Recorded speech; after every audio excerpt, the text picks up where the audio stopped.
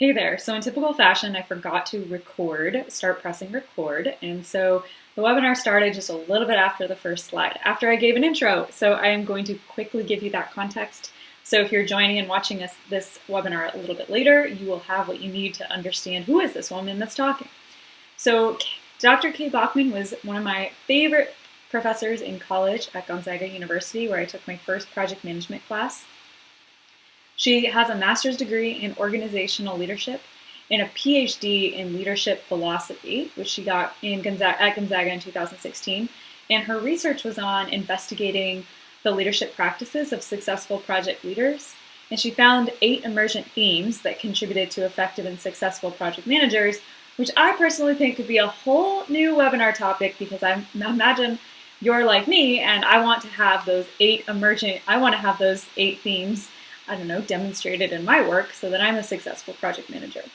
So she began her career actually in architectural industry design, but she's been in a lot of different roles. So she's worked in the construction industry, facilities management, electrical engineering, city government, and technology information services. So it goes to show that you can learn project management and take it with you where you go, which is how I feel about grant writing. Learn how to write a grant. You can do it for any type of project you want. She achieved the credential of a project management professional, PMP, you may have heard of that, in 2007. And in 2018, she joined Washington State University as a clinical assistant professor in the engineering and technology management program, which is all online, which is cool. And she'll talk about that a little bit too. So I found, I guess, going through this, preparing for the webinar and getting it ready for you, that I kind of need to renew my vows to being a good project manager. And I think from time to time, we all need that reminder. Essentially, the self-assessment really exposed a lot of vulnerabilities in terms of, wow, I should be doing a lot better and I need to be doing better. So I hope that you get a lot out of this, and it helps inspire you to want to dig into being a better project manager yourself. I know we do cover a lot of this in the course, but I think we all can go deeper. So with that, I'm going to shut up and segue us back into the actual live webinar. Okay, that's it. Time on myself. Maybe at the end, if we do have time and you have further questions, certainly we'll cover those then. One thing I do want to say about today is, if you do have questions, Meredith and Aurora, they're going to be following that chat window. So please go ahead and put your questions in there along the way. Don't wait until the end, because sometimes you might forget what you were going to ask me. And so they'll come in at a perfect pause to ask that question, whatever. So by all means, please don't hesitate to add your questions in there, and we'll get to them. And always at the tail end, we will spend time answering questions, of course. So without further ado, let's go. Cool. So today, what we're going to be doing, we've got a lot to chat about. And first, let's find out where you are currently in the perspective of project management and practicing project management. So we'll do a self-assessment. Then we'll brush across some project management basics and a little knowledge sharing. That's what I do. Then we'll go through a planning exercise.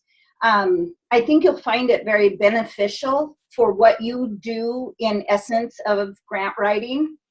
And then we'll wrap things up, and I'm ready to go if you are. Yeah, let's do it. Hit it. So project management self-assessment, here we go. Just a quick comment on these things. We all need a real honest check-in from time to time when we need good, honest feedback, right? And so that's what we're going to do today. So I would highly suggest for you to be honest with the following questions that we have prepared for you. You can consider this your own personal performance review. Okay, Meredith and Aurora, you're going to be working the poll results, correct? Ready to go, yeah. Okay, so first question. I outline clear expectations of myself as well as anyone who is working on my project. Okay, So always, sometimes, and rarely. And everyone knows where oh, good. See the polls right up there in front of you. We have smart people in our class. You know, there's a term we use in standard project management, someone who has a vested interest in what we're doing with our project. Does anyone know that term that I'm referring to? It's stakeholders. Yeah. Okay. So that's what we're asking here is, are you including everyone, you know, setting the expectations, and those key stakeholders know exactly what you're all about. So what are we getting for some statistics out there? I had a little accent. I guess I'll end the poll. Yeah, sorry. So there we have it. Pretty equal split between always and rarely, and about half of the class saying sometimes. Great. And all right. I wanted to ask a question about this though before you moved on. Like, what is a good document to produce that outlines those expectations? Do you typically see that in like a memo format, or how do you like to see at minimum a way of getting those expectations down? Sure. You know, a couple of different ways. You can bullet point, right? That's pretty easy. You know, put the bullet points down. And we're actually going to practice a little bit about expectations, or what a vision might be for you. What are those goals? Maybe there's actual requirements. So I'm sure some of you have heard about requirements gathering. That's really what you're trying to do here, setting those clear expectations. And sometimes they're very tangible, but sometimes they might be a little gray matter too. So you've got to kind of work that out and balance what you're really putting together there. Yeah. Maybe it's a scoping document. Mm-hmm. Okay. I'm going to launch the second poll. Okay. I create a formal plan for activities and tasks that need to be completed for the entire project. And how many of you like to make lists? And that's really great. But a formal plan can really map out for us all those activities and tasks. We can decide when they need to occur. We can also look at what are the tasks that absolutely need to come prior to the task, or maybe it's a predecessor. So predecessor and successors, you know, on all of that. And we can really break down the work this way, decompose that big monster of a project in this formal plan. So there's a lot of benefits to a formal plan. How's everybody doing out there with this question? I think I'm the idiot. I can't seem to like remember to end the poll because I can see the results. All right, there they are. So are we seeing the results? Yeah, I think Bonnie's right. We should have said frequently, not always. So frequently, good point. Should have been frequently, sometimes, and rarely. Thank you. Good point. Yep, nice. Okay, cool. Question 3. Okay, survey's up. Okay, again, here's that word, right? I formally document all I do for planning, monitoring and controlling the project, and showing the progress I'm making for my project. So if you have a formal plan in place, you've got to use it. It's one thing to build that formal plan, but it's a whole nother aspect of actually using it for the benefit. You can go ahead. Yeah, well, that part, I'm like, we kind of talked about the planning part, but I'm curious about the monitoring and the showing progress. What are examples of that? Okay, so we can actually look at variance, right? At the end of planning, we're going to set a baseline on our project, right? That's what we expect to spend, how much time we expect to spend, and also setting a level of quality on how well we're going to do with our project, right? So as we're monitoring our project, we can start seeing variance. We can see where we're slipping in time and what do we need to do to recover on that time. But when we start doing that, that's going to have some sort of impact on that end result, or it could have, right? So we've got to look at the issues and risks during this time of monitoring and controlling. So we can gauge how time, we can gauge how well we're spending our dollars. In grant writing, it's probably a lot about time, right? That's your biggest constraint that you're going to want to monitor and control. Right. Okay, that helps. Thanks. Question 4. I conduct a debrief to capture lessons learned as soon as possible once my project is complete. How important is a lessons learned? It's really a really good thing. And you learn so much from these debriefs. But a funny thing, not very many people end up really, truly doing them. We like to convince ourselves that we're doing them, and it's so easy to jump into the next project that we have waiting there in the wings. And a lot of times we just look at all the things that we've done right because that's so easy for us and it looks so good and it makes us energized and motivates us. Sometimes we like to sweep under the rug. If you could see me, I'm sweeping here. We like to sweep under the rug those challenges that we faced or the oopses that we made. But if we really surface those and really try to understand what went wrong, what could we do better the next time, that's really what a lessons learned is all about. Yeah, and I can jump in on we didn't do 5, like the actual strongly agree, partly agree, neutral, because it's more of like quick and dirty survey self-assessment, not like a technical self-assessment. The other thing is I just picked out a few of the questions, not Kay's actual full assessment, which was humbling because I realized how sloppy I had become as a project manager. Just because you know it means you have to keep doing it. And that takes a lot of discipline to not get lazy about. So, you know, and if there is any interest, I can provide the full assessment. Yeah, I think honestly, I think I should. We'll do it and get that out if you guys want to look at it, because it's so true that it's like seeing our weaknesses is a good reason to like actually figure out how we want to address them. Right. I have one more bonus question, by the way. Okay. Let's do it. You guys. I'm a grant writing unicorn, meaning I am committed to becoming a great project manager.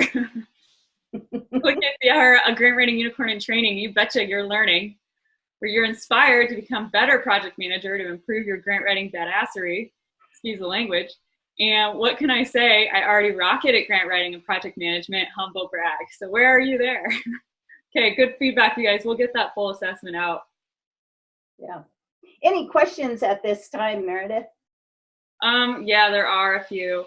Okay. Anyone you want to grab or a couple? Let's talk a few of them through. Brandis brought up like the Sigma score. I think that was on question 3, like how that should be rolled in. Can you speak to that at all? You know, Six Sigma, that's a whole nother methodology, which in our world at WSU is another set. That really comes into an agile methodology for us. So today we're really, I feel like I'm putting you off a little bit, and I'm not trying to do that at all. But today we're kind of following along with this standard methodology that we have come to understand as a waterfall methodology, a very predictive methodology. So Six Sigma, we kind of work that in other ways when we start talking about agile and lean. And so hopefully that kind of answers your question. Think about it as just another approach, which is very, very good. And we're seeing more and more of it. And I can talk about that later too. Yeah, and I think Brandis comes from a research background, so she's doing very particular, so it makes sense. Yes. So we'll do follow-ups on that stuff later, on Six Sigma specifically. But Ronnie has a really good question that I've seen this as well. She's having difficulty getting her organization to understand the need for and benefit of a debrief. How can she overcome that? Oh, you know, and that's one of the toughest things is to get organizations, especially our traditional, really, really traditional organizations that don't tell me how to do my job. I've been doing it this way for 30 years. Believe me, I've lived through that. When I went through and got my PMP and became a certified project manager, I was the first one in a very large utility company based here in Spokane. And I was hired into electrical engineering. I am not an engineer, but I have the project management background. Boy, if you don't know how difficult it was for the first 6 months to a year of me working with the electrical engineers. And again, you know, that phrase that I said, hey, don't tell me how to do my job, I've been doing it this way.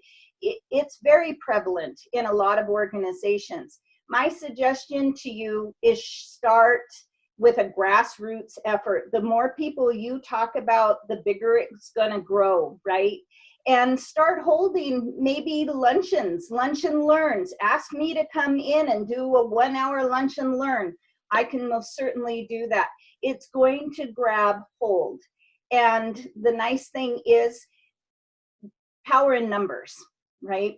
Start with baby steps. You know, start out writing out the scope and the expectations. Start out with a kickoff meeting before a project. Those are easy things, and you're going to start seeing benefit, right? So what is the low-hanging fruit that you can implement? Yeah, I think I can echo on that comment. It's like you run it for your own project. I know, Ronnie, you're looking at a grant that might be due in early June. Haven't had a chance to look at that yet, but you know, run excellent project management standards. When you're managing that project, it's yours to own and run. And then that will help, I think, also start changing the culture, because it's your call to get to have the kickoff, have the debrief after it's submitted in June, and then that could help with some of the culture shift. But I think we better keep moving, because even though we do have a lot of good questions about that, but we'll come back around to it later. I think we should keep rolling. Keep rolling. So project management, you know, and like I was saying just a few moments ago, we're really talking about the standard methodology that we've come to know through the work of Project Management Institute. They've been around since the 50s. It kind of spurred out of some governmental projects, but they've really done all the groundwork for us in this standard methodology. And, you know, they're considered our world's most professional project management organization. And there's others out there by all means, but today I'm just going to, you know, highlight that PMI is really the basis for today's discussion. So project management truly is an application of knowledge, skills, tools, techniques on how to get the job done. Right? And you're going to hear words like activities and tasks. We've already been talking about that. There's a whole language around this methodology.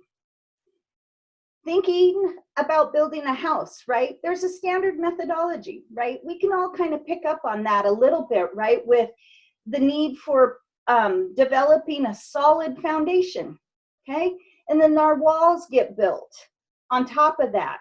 And then a roof gets put on. You can gather what I'm saying, right, about a standard methodology, okay? This is a traditional methodology. Like I said, there's agile, there's lean that comes into that whole discussion. We can talk about extreme programming, all sorts of other things. But today we're really talking about this waterfall methodology.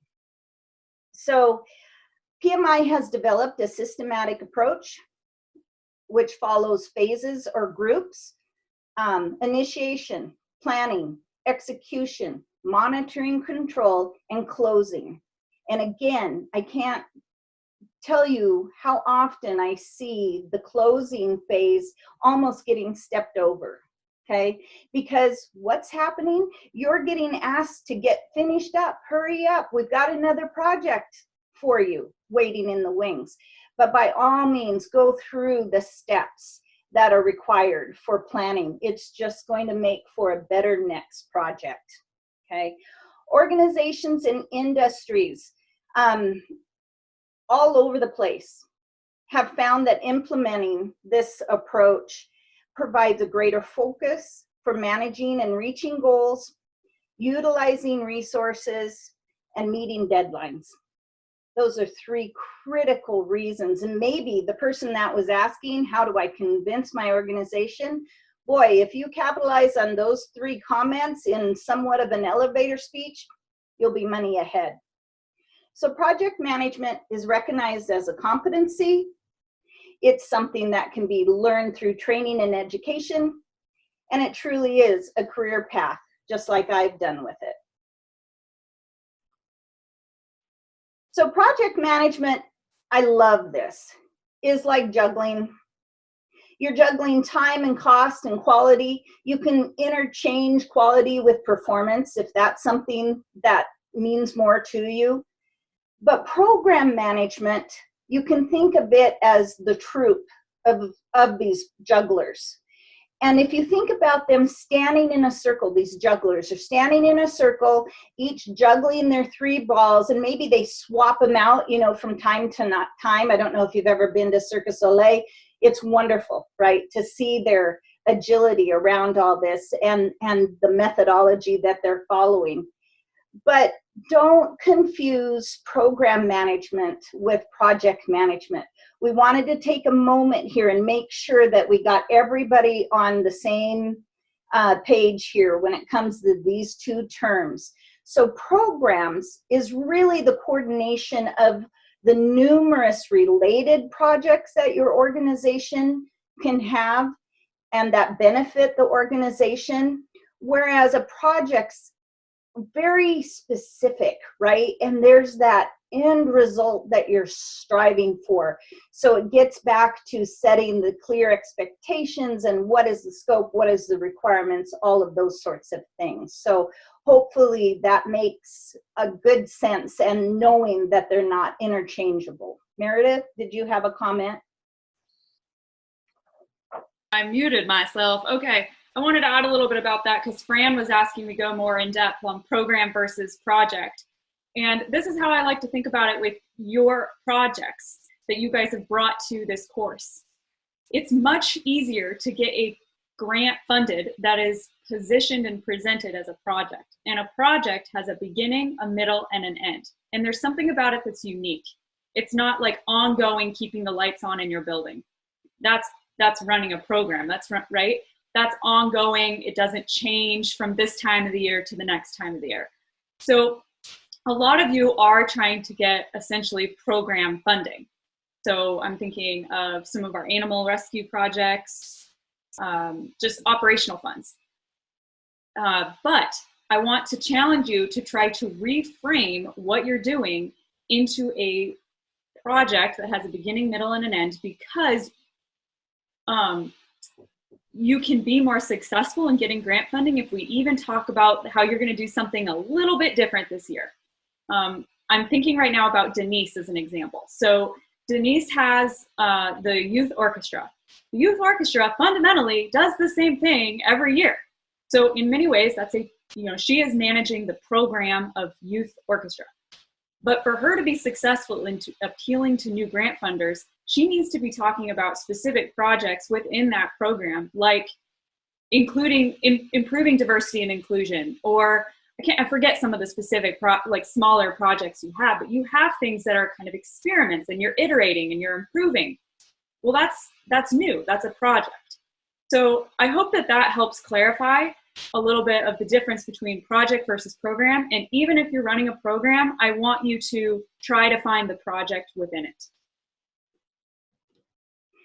And Meredith, you did a great job. You started describing the definition of a project right away. So you must have had a good teacher in your humble brag. So PMI provides us with a definition as a project is a temporary endeavor undertaken to create a unique project, product, service, end result. Okay, just like your grant writing that all of you are involved with. Each and every grant is written and is unique. There could be similarities between your grants. maybe even if they're repeat grants, there could be similarities, but every grant you're writing is unique. So the differences could be deadlines. It could be what you're asking for. It could be the requirements of the grant are different from one time to another, okay? So if you're looking at this slide, I just love the bookend analogy that I use here. So that's a bridge. I'm going to guess it's Brooklyn Bridge just because I really am fond of the Brooklyn Bridge and its history as a project. And so, you know, Meredith said it, you know, there's a definitive start date on a project and a definitive completion date. And there's 5 phases that go on, right? So just inside that left-hand bookend is initiation. And then if you look to the far right, just inside that bookend, that's closing. And then sandwiched in between, just like those books are, is planning, execution, monitoring, and controlling, okay? All right, let's say that again, because that's really good. So it's initiation. Yes. Planning, mm-hmm. implementation, or execution, either one. Okay. Monitoring and controlling, and then wrap up for closure. You got it. Okay, so did everybody like get that? That's like the life cycle of a project, and we want to package even just a grant. All you do is write one single grant. That life cycle exists within the grant. You got it. 3 to 4 week, you know, hustle cycle. Mm-hmm. Yeah, the duration can be different, right? So very good, very good. And then, you know, again, just like a Rubik's Cube, from one time you put it together to the next time, unless you've memorized all those twists and turns, right, with a Rubik's Cube, but, you know, it's going to be different. It's, you know, if you're unpracticed with a Rubik's Cube like I am, you know, every time I sit down to try to pull it together, you know, it's just a different experience for sure. So, but it takes skill. Okay. So, knowing again that we now have 30 minutes left to wrap up, you know, what we've given you as far as the foundations of project management, we really do want to talk about planning, because I think it's the most critical for turning out successful projects. And so it's so extremely important that we spend time here. So I've always liked this quote from Thomas Edison, and who, by the way, was an excellent project manager. And it really does apply to your grant writing. Think of the great opportunities you can achieve by applying proper planning. So Meredith set you up, I think. She asked you to come prepared with some paper and maybe some markers. So did you think we were going to have arts and crafts time together today? Had to. We are a creative bunch. Here you go. So, oh my, I'm missing my script. Give me 2 seconds. Yeah, I apologize. I'll guide everyone on this part. So if you want, start drawing this, what you see, right? So, and make it as, my paper isn't really big enough. I need to find a bigger piece of paper. Like, you want a regular piece of paper and draw the circles and the arrows, and then don't do the little squares. Don't do the 1, 2, 3, 4. Leave that blank. I gotta find some. So, right. Yeah. So basically, sorry about that. I panicked for just a moment thinking I had misplaced my script here for you. I could have winged it, right? So really the 3 elements that are going to be most important to you, yes, is drawing the circle, drawing the arrow that's coming into it, and then that dash line. Don't forget that dash line that you're seeing there. Okay. So really, the objective here for us is we're going to practice defining, deciding, and how we're going to achieve your grant writing project goals. Okay. This is, there you go. Look at that. Everybody getting theirs? Okay. So as you're doing this, I don't want you to panic about having to share something that could be very personal to you. Just know that there's truly no need to do that here.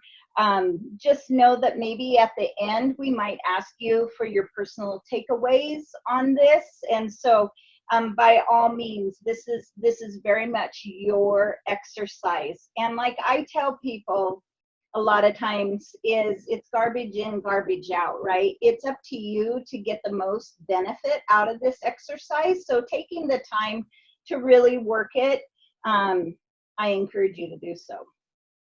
So the aim here is to create a future vision, right, of your successful grant writing. And you're going to determine some real tangible actions or tasks, right, for how to get to that successful completion. And truly, you could use this on any project that you have in mind, right? So I'm asking everyone to just take a moment, close your eyes if you want, and visualize your completed project 1 year from now. Okay, 1 year from now. Okay, just think about it. Did you achieve what you set out to do? And are you proud? Are you proud of how you managed your time? Did you overcome some challenges that you were facing? What surprises did you encounter along the way? Now I want you to draw something that represents what you're visualizing inside that circle. Remember, you're 1 year out from completing your project.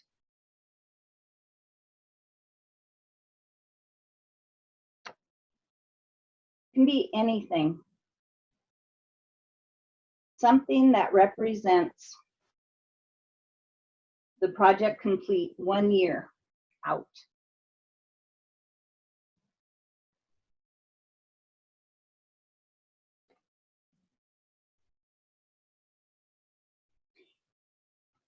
So now I want you to identify key factors that supported the completed project that you're envisioning. You know, sometimes I use this and I say, what's wow about your project? What really wowed you? I'm going to remind you to put yourself back in the situation, looking backward into that project before completion. What helped you? And this is everything that you can notate in kind of that upper section, the number 2 area. What helped you? Did you have a mentor along the way? Did you get yourself into a routine, practicing solid management? Did you follow a schedule? Did you stick to it? Did you face those challenges instead of quitting? And what had the most positive effect on achieving that end result? So you can place all the information, whether words, phrases, symbology, whatever it is. Maybe it's a name of someone in that number 2 area.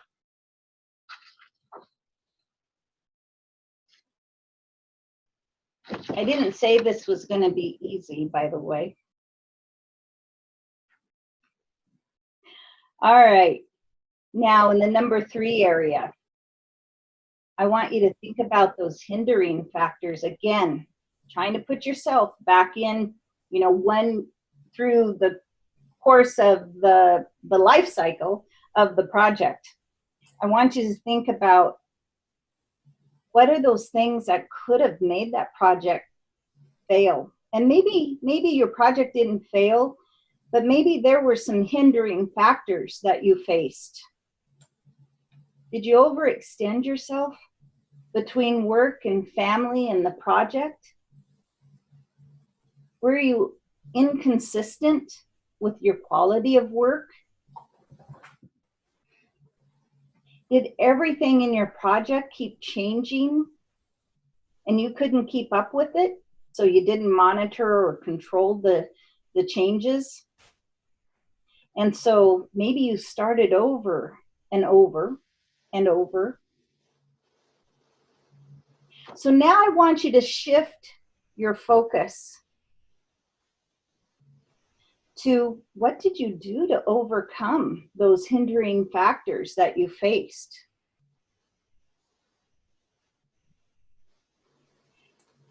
Okay. So the final step, and this is what goes on the left side of that dotted line, okay? Consider the steps you've already taken.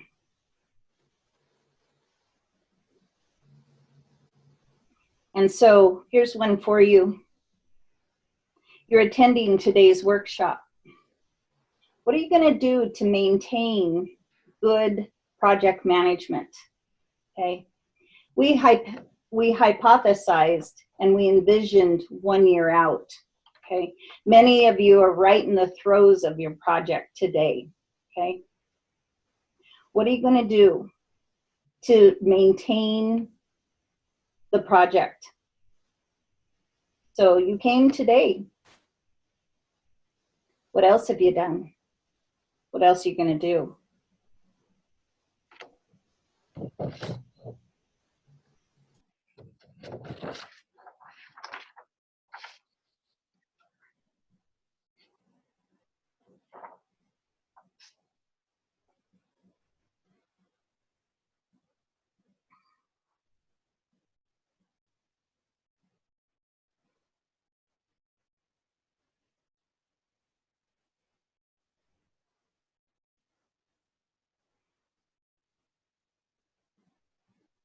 Defining, deciding, and achieving project goals.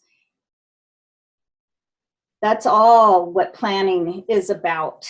Plan, plan, and plan some more. And if we go back to that quote, good fortune is what happens when opportunity meets planning.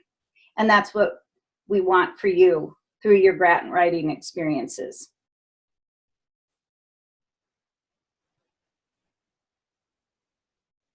How'd everybody do?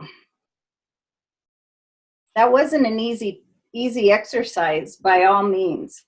Didn't intend it to be simple, didn't intend it to be something that, you know, you could say, oh, well, I've done that before, right? It's, again, one of those times when you can be very honest with yourself and do a lot of self-reflection, do a lot of planning, you know, those sorts of things. I've heard people say it creates a turning point for them as well. Yeah, I like what Rhonda said. It's like so true. So not warm and fuzzy. Yeah, it's so true. I mean, it's a humbling exercise to pause and realize where we could be doing better.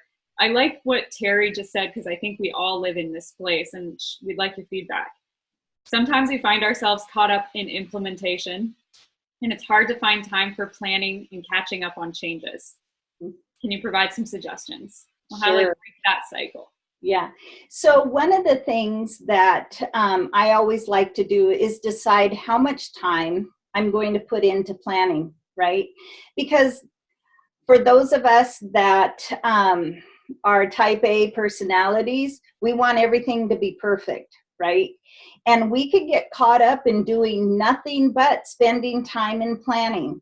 So give yourself a time frame for how much time you're going to plan. And the thing is, what you do in planning, whether you say you're in the planning phase or not, you're actually going to do it anyhow. But why not do it up front? Front load your project with planning, okay? And just, you know, make sure that you're putting down those tasks in planning that are feasible, realistic. You know, be honest with how much time you say you're going to, you know, do on research, you know, whatever it is.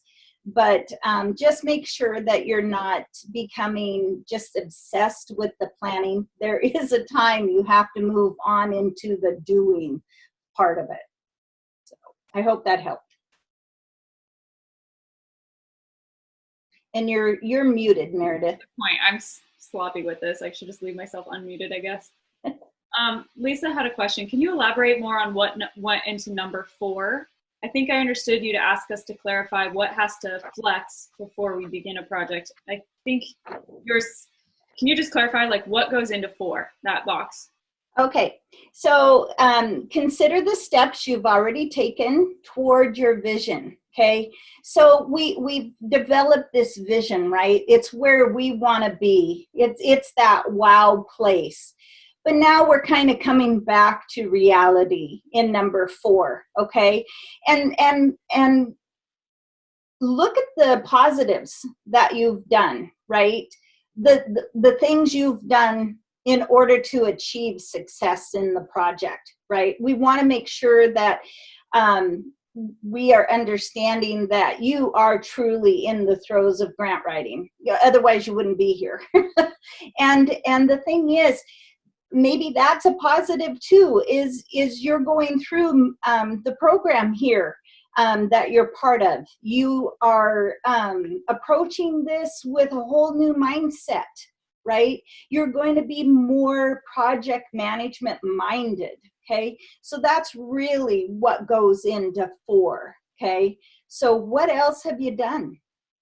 Yeah, I think what kind of ties that to a comment that Denise said that I think a lot of us are like, yeah.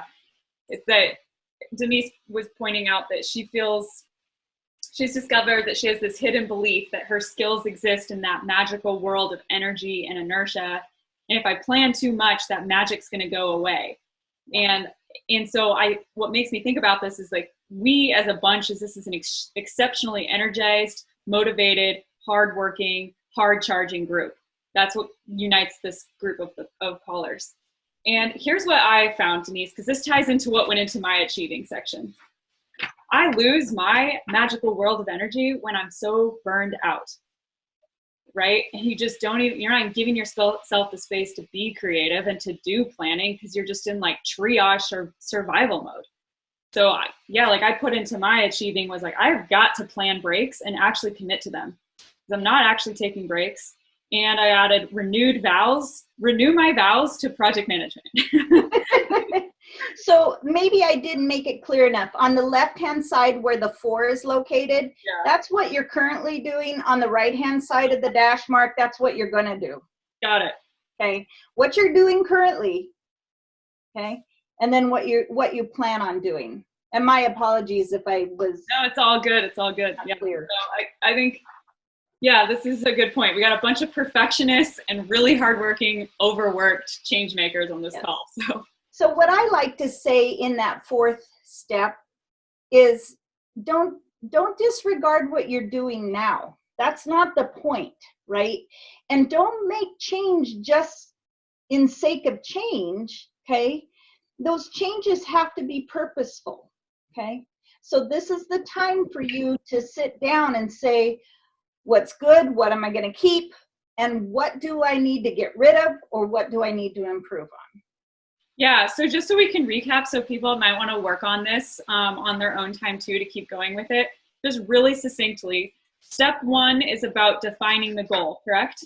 Yes, envisioning that final, in 1 year, envisioning what it looks like. And again, we're going to envision the best, right? Yep. Just like today, I envisioned the end of this 1 hour to have wowed you, okay? And that's what you want with that project. Okay. What's a wow statement maybe that you can make about this project in 1 year? Okay. So that it's setting us up to go out in the future and to imagine this very successful project. Great. Okay? Step 2 is about the hard things, right? What's just not working? What's keeping you from being successful? Step 2 is, I think I got mixed up on that and did it as 3. So step 2 is what's not working? Yes. Okay, good. Oh, sorry. Gosh, sorry. I don't have my cheaters on, my readers. No. Step 2 is what helps support that successful project. I'm sorry. Okay, that's all good. Yes. That, what got you to wow? Yeah. What got you there? What set you up for success? 3 is about those issues that crept up, those ahas that gotcha, right? That bit you in the butt. The challenges, the hurdles, the barriers. And then 4, what are you doing today and what are you going to do tomorrow? Or the rest of today. What are we doing today that is working? Yeah. What are you doing about it right now? What are you doing today? Yeah, what have you been currently doing? Because there's some positive things that's going on in your life. You know it. Sometimes we don't sit down and give ourselves credit enough, right? Remember, this is about feedback, right? And giving yourself accolades is just as important as taking note of all the things that, boy, you could improve on or change or whatever. So. Yeah, definitely true. Yeah, so in the chat box, I summarized those 4 and posted them. Yeah, exactly. Yeah.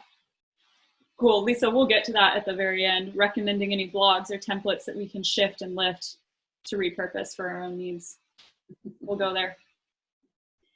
Okay, cool. So, yeah, we've heard a few key takeaways, and Meredith, you can add a few here. Here's 6 that I'll throw out here for you.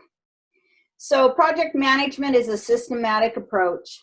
Okay, you can definitely see that in your grant writing. A project has a beginning and an end. Okay, if it doesn't, it's not a project.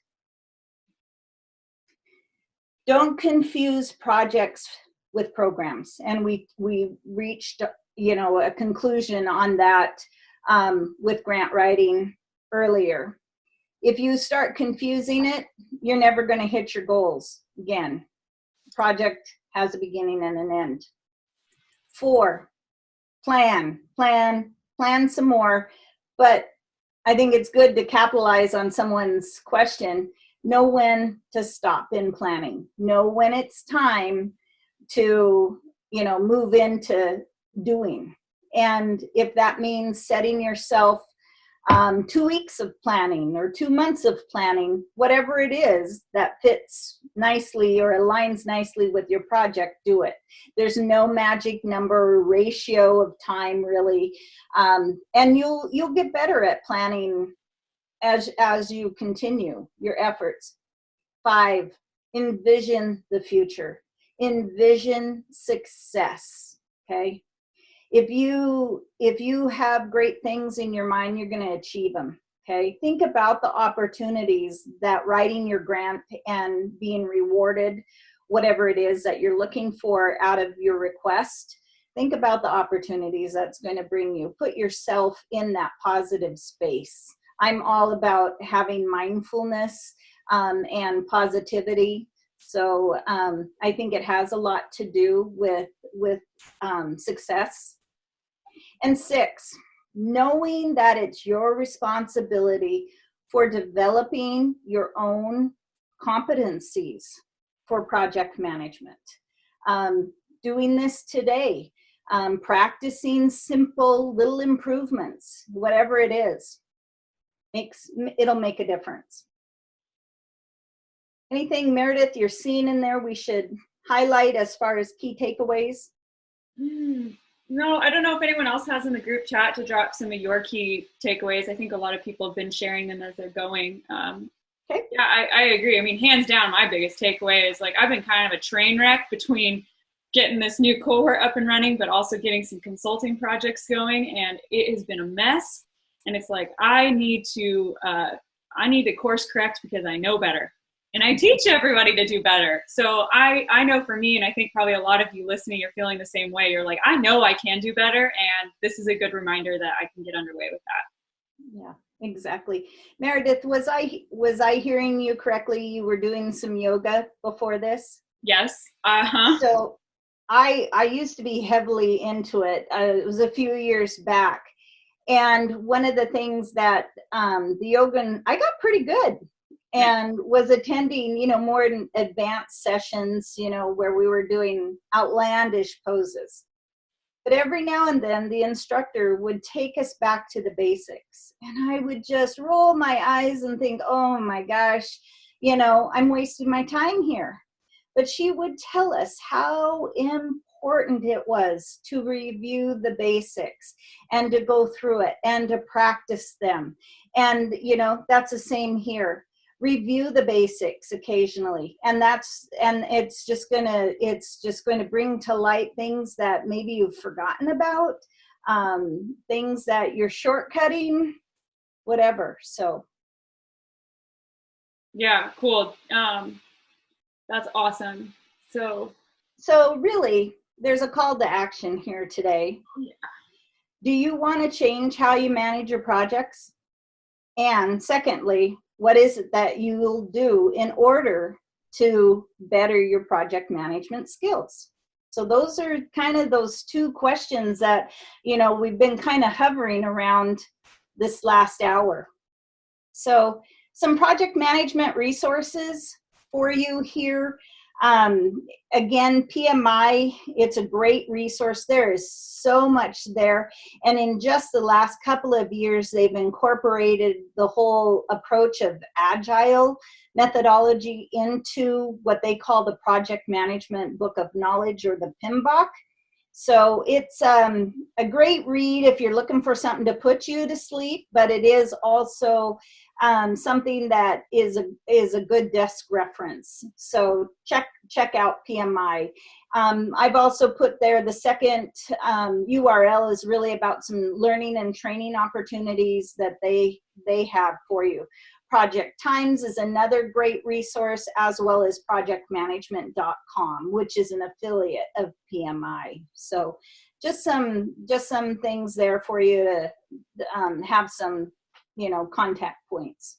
Yeah, and one of the questions that just came out of this from JW, and I feel the same way, is are there some good monitoring and controlling templates? I feel weak in that phase too. Like when you're running your project, like do you have some suggested resources? I know I'm not providing that in this course, and I would like to figure out how to add that in.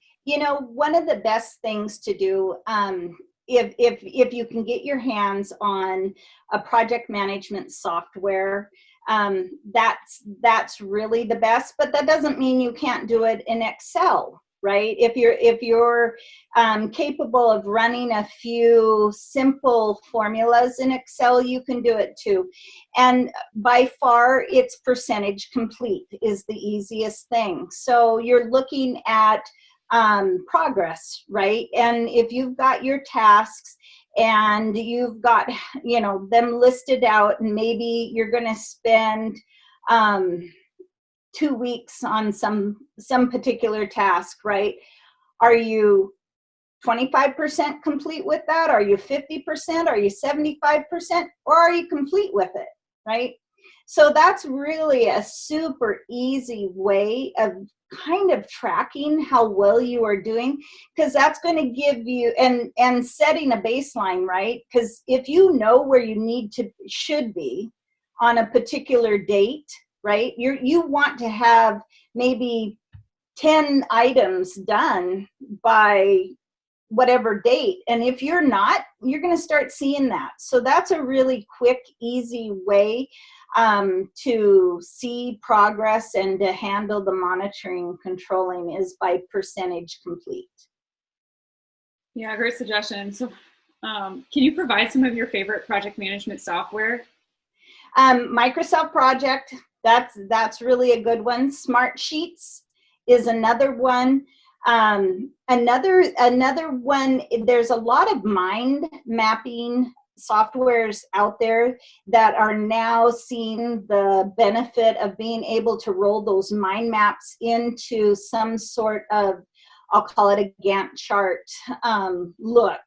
And so there are Mind Map, Mind Manager, that's one, but there's a few out there. So, you know, that's, for me, that's, you know, there's Primavera, those are expensive, but you can pick up a student license for Microsoft Project pretty inexpensively. If you're with an organization, I would ask your organization if, you know, there's any way you could get a license. Microsoft's been doing a whole lot on lowering their costs for their softwares through the pandemic crisis. So might be a great opportunity for you to snag some software. Nice. And some students have shared a couple other ones, Lucid Yes. Chart and TechSoup. So we'll Yes. check those out. Mm-hmm. That's cool. Asana is another one. There's a whole slew of them out there. Smart Sheets is one that I have a student right now that her organization is using it. It's a very much a collaborative tool, pretty inexpensive to get going and up and running with it. Cool. That's awesome. One last question that I think was a really good one. It's just honest, and it's accountability is necessary, but it's hard. How do you implement this honestly? Like, what kind of personal checks and balances can we put in place to hold ourselves accountable? Because then you just slide into sloppy. It just happens by accident. Yes. So do you have advice on, like, just the reality is for, like, I don't know, how we can beat our own psyche to do better? Mm-hmm. So the thing is, it gets back to my comment that I made early on, garbage in, garbage out, right? Yeah. If I don't hold myself accountable for it, you know, it's just going to be what it is, okay? Now, that's easier said than done, right? So building in a routine, I mean, we all like routines, and sorry, I'm going to grab a book here. James Clear has written a book on atomic habits. Yeah, that's a good one. Yep. This will help you stay structured in how to manage your time, how to meet those incremental checkpoints or milestones along the way.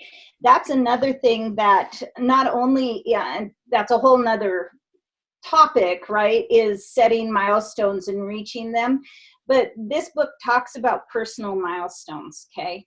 And setting those up for yourself will help you achieve and maintain that accountability that you're talking about. The other thing that's super important is find a way to acknowledge your accomplishments, right? If that means taking off for the weekend and unplugging, do it, right? It doesn't have to cost anything, but making sure that you yourself are recognizing those accomplishments, okay? That goes great distance in keeping up and maintaining the integrity, the energy, your dedication, your commitment to what it is that you're trying to do. Yeah, and I think what I would add to that that's helped me personally is honestly having Aurora to work with. So we have a weekly sync email. It's not fancy at all. We literally just write into it Monday through Friday and 3 bullet points of the priority for the day. And we review it every Monday, usually after our group call. And I'll tell you, I probably wouldn't be getting as much done if it weren't for both of us having that, like, okay, so you're going to commit to this Thursday and then we can talk Friday, you know, or whatever. So if there's a way for you to find someone either in your organization or in this course, I know many of you are posting your projects. We have that project directory where people are posting their projects and others might be interested, can add their name. So that might be something you look at again, just to have someone that you can be on a weekly basis saying, this is what I'm doing. Whether they need to ever see your work or not doesn't matter. Just telling someone helps. Yeah. In organizations that I've worked in, we have kind of like partners. We call them auditors, right? And it was great. We went and had a cup of coffee together, or in this case, maybe it's a nice, FaceTime or a Zoom session, to just talk about what's bugging you, what is really grinding at you, and you're just unable to get over that hurdle.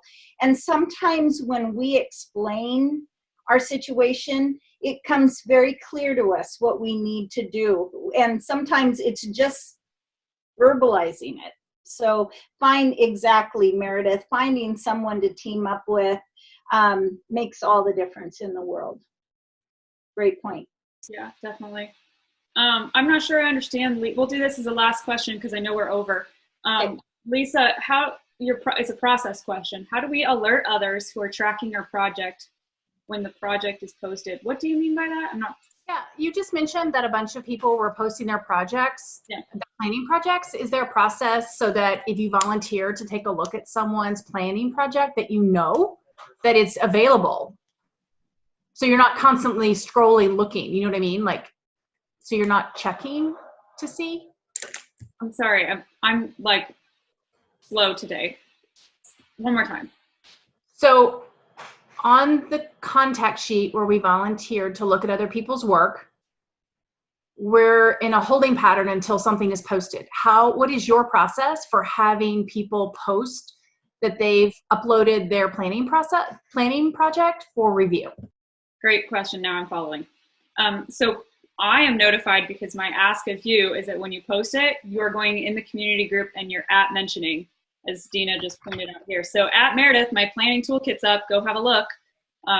But what you can also do is that then you would mention those other people that have identified that they want to see your planning toolkit in the directory. So if 2 other people list their names, mention them too. And the other thing to keep in mind is that, yes, they're interested in your planning toolkit, but you guys can just keep collaborating and have a more fluid relationship if that naturally happens. Like, hey, I found a grant, thought you might be interested in, and just like send it over to that person. So it's not like you can make of that what you end up wanting to make out of it, depending on kind of how those groups naturally coalesce and form. But at minimum, yeah, just mention each other, and that's your way of remembering each other's names because they're adding it to the project directory. So hopefully that answers your question. And yeah, Kay, tell us about this program because it's really, really stinking cool. It is stinking cool. Yeah. So engineering and technology management, it's offered out of the School of Engineering from Wazoo. We are totally a virtual online program. So when everyone was scrambling in March, trying to come online with their education, we were already there and have been for several years. So we tailor to the working professional. Our courses are offered in the evenings from about 5:15 to 7:45 in the evening. We have students clear around the world that come into these sessions. We don't absolutely require you to be in the live session. It's great because it adds to, right? Just like we're doing here today. But we also record the live sessions. So we're synchronous and loving it. I've been doing it now for almost 3 years. I'm actually a student of the program. I went through and got my project management certificate. We are a full master's degree program, but as you can see, we have several specialized certificates, and project management is one of them. And I wanted to give a plug for Agile project management, which I don't remember, was it Brandon maybe that was asking a little bit about Six Sigma and all of that. As you can see, we've got a certificate here for Six Sigma quality management as well. So a lot of times when people are contemplating a master's, they're thinking highly technical into, masters of computer science, or maybe even an MBA, which is very business driven. Well, we're kind of right in the middle with our METM, and we're about technical management. And if you have taken any note as of late, we're coming through the throes of automation. We're moving into a whole digital transformation with many organizations and industries. And that's what our program is really supporting students in coming out with a better understanding, technique, skills, all of that for hitting these, engineered technology projects and supporting the organizations. By all means, I'm not an engineer, but I went through the program. It really was a big change for me, opened up many, many doors for me. It was an incredible experience, and I can't be happier to have come full circle and be back with the WSU and the organization. Yeah, it's an awesome looking program. It's on my radar. So I don't want to take up any more of your time. I thank you very much for having me today. My contact information's here. Meredith knows how to get in touch with me. Maybe I will come back and speak to you on some more of the soft side of project leadership. Yeah, I think that would be a really fun one. So very, very cool. Well, thank you so much. I think all of us took a ton away from that. If anybody else has questions, drop them in the chat, and then we will get those answered to you later. But I'm seeing a lot of thanks, this was great in the chat box. So we'll share that with you too, Kay, and so you have a chance to see all the kudos. Great. Appreciate it. Great. Cool. Well, you guys have an awesome rest of your day or week, and we'll catch you at next Monday's weekly call. Go Cougs. Yeah, go Cougs. All right, right on. There is going to be a replay, Rosie. Yeah, once I have a chance. I guess I could stop recording it now. And then, yeah, once I get it processed, I'll get it posted as a private YouTube video. Thanks, Alexis. See you.